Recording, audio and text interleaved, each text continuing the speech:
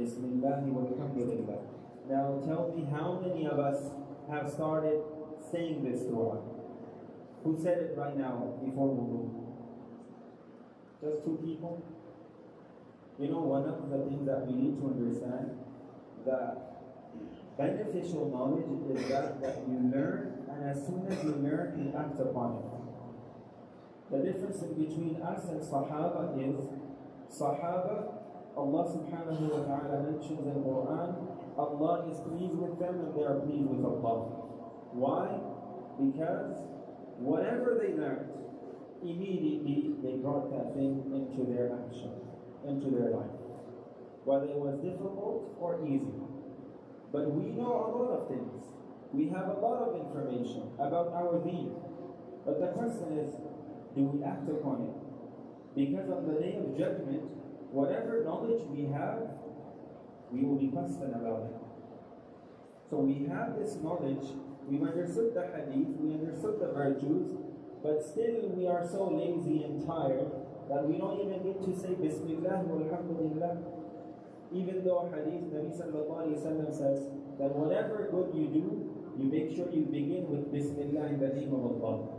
So we make sure that next time when we make wudu, we recite Bismillah walhamdulillah. Remember the virtues?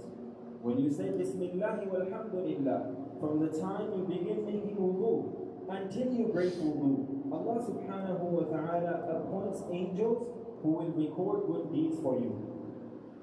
Until you break your wudu. Subhanallah. Don't you want that? Subhanallah. Next virtue we've understood, when you recite Bismillah, Allah subhanahu wa ta'ala puts barakah in things. And we've understood the story of Abu Hurairah and the mizwad of Abu Hurairah. Remember the leather pouch that he had? The provision that he used to carry in? And we've understood that story. Today I was teaching one of the hadith book, which is Mishkat al-Masabi, and I came across one hadith. And it's a story as well. Anas radiallahu ta'ala anhu, he narrates that when Prophet sallallahu alaihi wasallam, he got married with Zainab radiallahu anha. So my mother, Sulaym was the mother of Anas radiallahu ta'ala. So she made some halwa, which was called hais. Which was called what? Hais.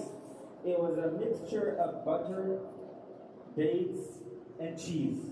So basically it was some sort of halwa. And she made very little bit in a bowl.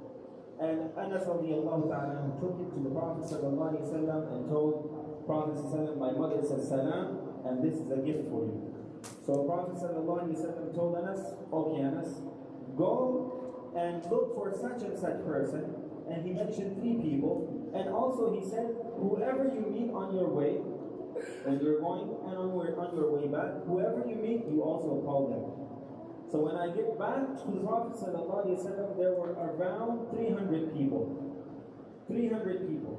So Anas radiallahu ta'ala says that the Prophet ﷺ told me that, okay, get a tablecloth and spread it and say Bismillah. And then Prophet ﷺ held on to that bowl and said some dua and commanded every one of us to say Bismillah and make sure you eat whatever is closest to you, whatever is in front of you. Everyone ate, and whatever I brought, it was same as it was brought.